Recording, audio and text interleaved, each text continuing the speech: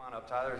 I asked Tyler to share a little bit about the men's breakfast that he and Angel are leading together, and I wanted him to share a little bit about that for us, and so give your attention to him. All right, well, thank you, Pastor Dan, for allowing me to give a ministry update.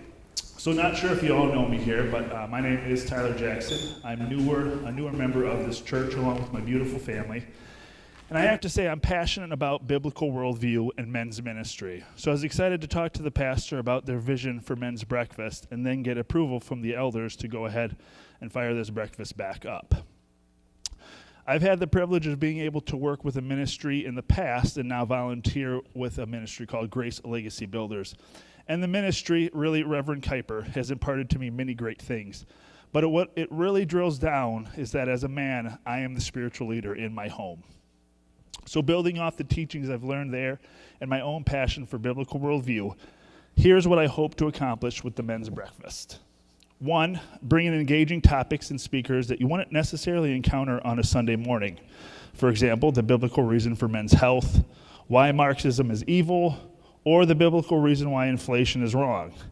It is not that the pastor doesn't cover these things, but I don't know if we'll hear a long sermon on why inflation is truly theft. So enter the men's breakfast.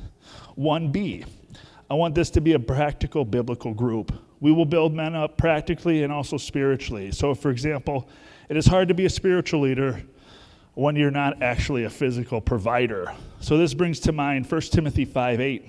But if anyone does not provide for his relatives, and especially for members of his household, he has denied the faith and is worse than an unbeliever.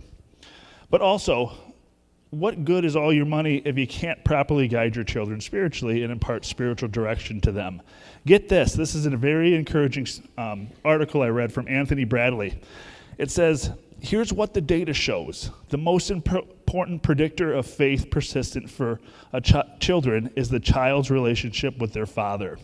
In the absence of biological fathers, grandfathers and mature father figures are equally effective. A 35-year longitudinal study shows having a close bond with one's father matters even more than a close relationship with one's mother. The study by Bengtson, Putney, and Harris demonstrates that emotional closeness with mothers remains important for religious inheritance, but not to the same degree as it is for fathers. Now, this isn't to degrade mothers or downplay the importance of great moms. We love the moms, but to show that God has given fathers a unique role in being the primary shaper and influencer in the faith of their children. This finding is comforting to me and to all of us. The stats are in our favor. A loving, godly father has a great chance of their children coming to faith, and we want to help men be the spiritual leaders in their home, a motivating reason for men's ministry. 2, the ministry is to build men up. Increasingly, society is changing on us. Men are not really men as much anymore. They don't even know if they are men today. It's wild.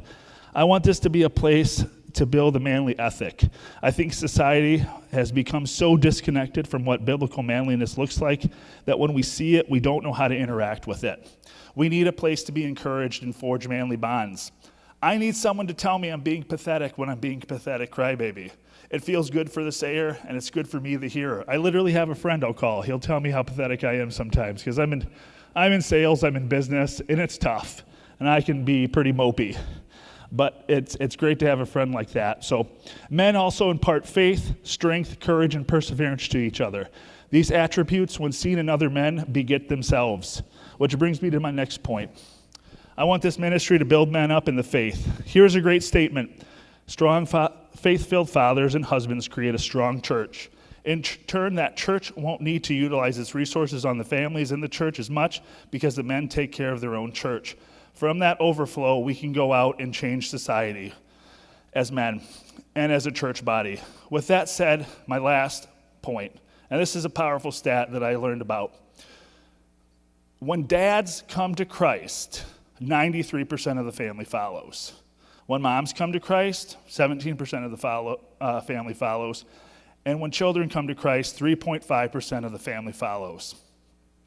I want this men's ministry to grow. And as we do grow and with elder approval, we'll be looking to do more outreach and reach men outside of the church.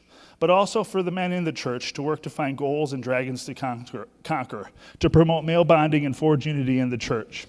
Looking at this stat, if you're able to get the fathers, you're able to get the family. This is an encouraging stat to me. So we start with breakfast and build from there. This Saturday, we're going to be talking about inflation and the biblical response to it and how to somewhat fight it. I want to invite all of you men to join with it and invite someone you know. A faith-filled band of men can turn the world upside down. Thank you.